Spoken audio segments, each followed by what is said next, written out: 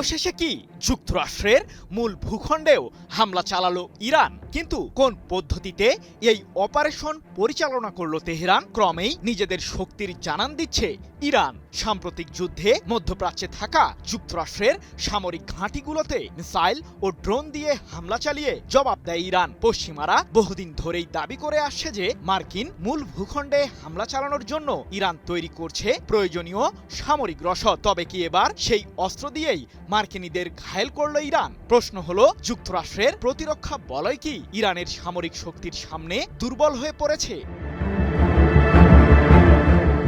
সাম্প্রতিক যুদ্ধেই ইরানের সামরিক শক্তির প্রমাণ হারে হারে টের পেয়েছে যুক্তরাষ্ট্র ও ইসরায়েল, যার কারণে মধ্যপ্রাচ্যে ইহুদিবাদীদের আধিপত্যে অনেকটাই ভাটা পড়েছে বলে দাবি বিশ্লেষকদের।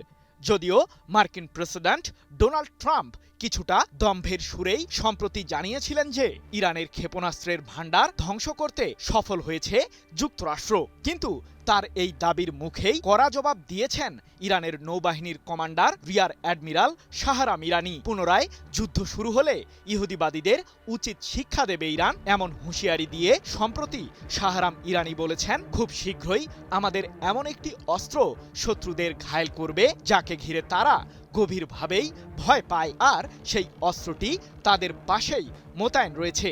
আশা করি আমাদের এই অস্ত্রটি দেখে ইহুদিবাদীদের হার্ট অ্যাটাক হবে না। যুক্তরাষ্ট্রে হামলা চালিয়ে কি সেই অস্ত্রের শক্তি দেখালো ইরান?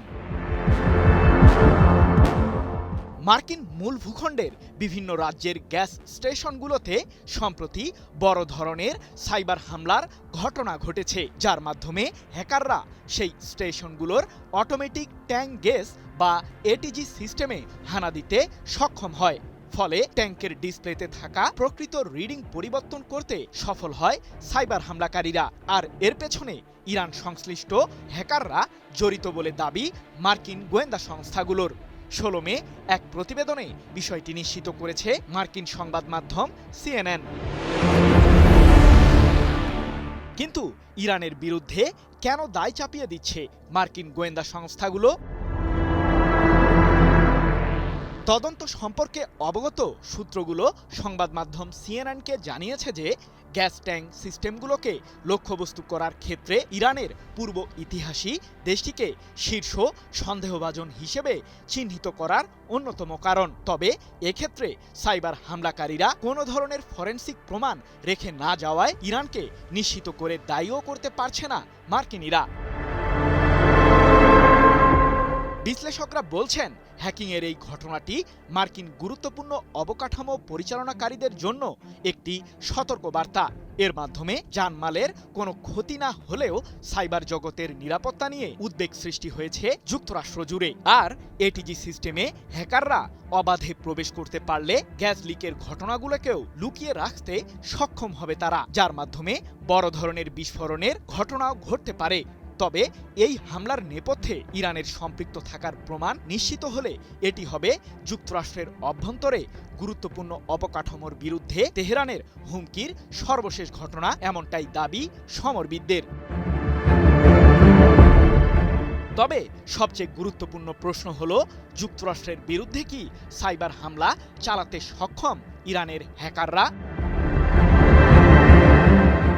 ইরানি হ্যাকিং বাহিনী দীর্ঘদিন ধরেই যুক্তরাষ্ট্রের সাইবার জগতের বিরুদ্ধে দৃঢ় অবস্থান গড়ে তুলে আসছে। বিশেষ করে 2023 সালের 7 অক্টোবর ফিলিস্তিনের স্বাধীনতাকামী সংগঠন হামাসের বিরুদ্ধে ইসরায়েল হামলা চালালে ইহুদিবাদীদের বিরুদ্ধে গর্জে উঠে ইরান। মার্কিন গোয়েন্দারা সে সময় অভিযোগ আনে যে ইরানের সর্বোচ্চ প্রতিরক্ষা বাহিনী IRGCর সাথে যুক্ত হ্যাকার দল যুক্তরাষ্ট্রের পানি সরবরাহকারী সিস্টেমগুলোতে সাইবার হামলা চালিয়েছে, যার মাধ্যমে মার্কিনীদের ওই পানির চাপ নিয়ন্ত্রণকারী যন্ত্রপাতিতে ইসরায়েল বিরোধী বার্তা ভেসে ওঠে।